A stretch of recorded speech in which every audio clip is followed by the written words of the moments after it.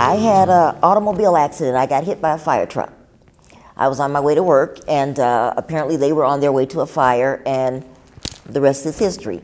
I got thrown out the side window and landed in this abandoned field, and probably the only obvious mark, well, other than I can't walk, but I've got this little bitty scar up here. I call that my mark of David, and that kind of lets me, you know, my mark of Job. That kind of lets me, you know, let people know what I've been through, and the devil tried to take me out of here, but I'm still here. Had work to still do.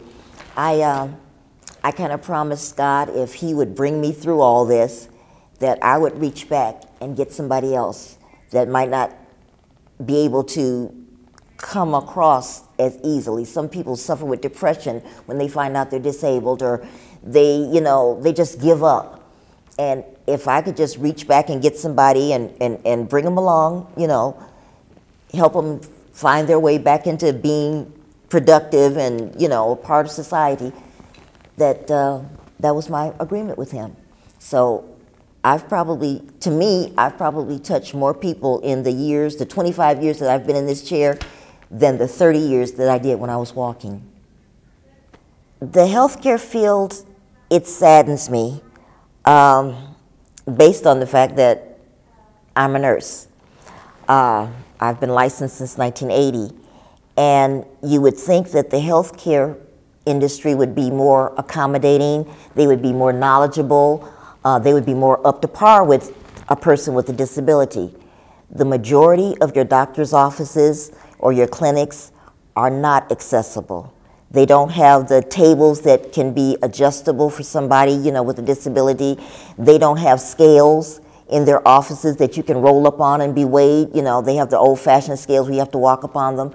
A lot of them have the very narrow waiting room, so you can barely get in there with your wheelchair if you have a wheelchair.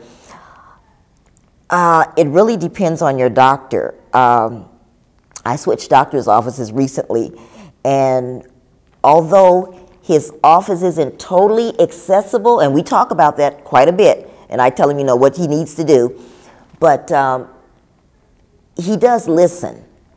And if there was just some way I could get them all together and have a conference with them to let them know, you know, what needs to be done. You know, we're coming up on the 25th anniversary of the ADA. This should be something that should be old news. They should all be accessible. You know, we don't get sick. We're one of their major customers, I'm sure, you know? So it should be that you have a table that I can get on, and I don't have to have your 4 nurses lift me up and put me on the table. Or, well, my doctor was sweet, he just picked me up himself.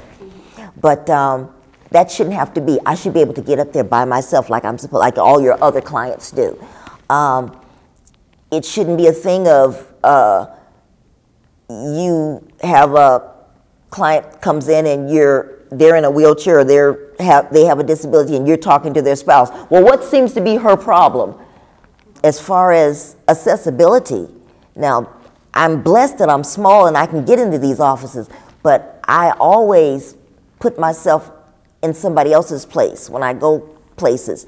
And if I can barely get in there, and I'm in a chair that's almost as small as a child's chair, what happens to a person that's in a regular size wheelchair or an extra large wheelchair? What do you do with her? What, do you sit her out in the hallway and say, excuse me? Pull her behind a curtain and say, let's, you know, talk to me here? That's what they do sometimes. You know, where is the privacy? Where is the dignity? You know, and sometimes that's the doctor that person is familiar with, so they're not willing to change doctors. But me in a heartbeat, I'd leave. You know, I'd take my money somewhere else. I don't spend my money where I can't get in. You know, it's just my way of doing things. My hairdresser just moved to a shop, and it's not accessible. I told her one more time, if you're still here, you're going to lose me as a client, because I'm not willing. You know, she'll come out and help me into the shop, but it's the idea that she has to come out to help me into the shop. You know, that's not the reasonable accommodation I'm looking for, because you can get me in the shop, but what about any of the other people with disabilities that want to come in here and they can't get in on their own, or the fact that the bathroom's not accessible? So if I've got a long session and a extra long perm or something, I'm up the creek, you know. So it's not just the fact that you come out and get me. That's real nice that you do that, but it should be accessible from the get-go. There are plenty of parking spaces, but none of them are designated for people with disabilities. And I tried to make a complaint at my local human rights office, and the letter came back because the address, whoever the address that they have listed for that client, he gave either the wrong address or the wrong name, so you can't find him. You know, it's almost like being a slum landlord, you know. We're like everybody else. We want the same things that everybody else wants. We want love, we want happiness, we want education, jobs, transportation, housing. We want the same thing that everybody else wants. It's nothing different. Just maybe we have to do things a little differently.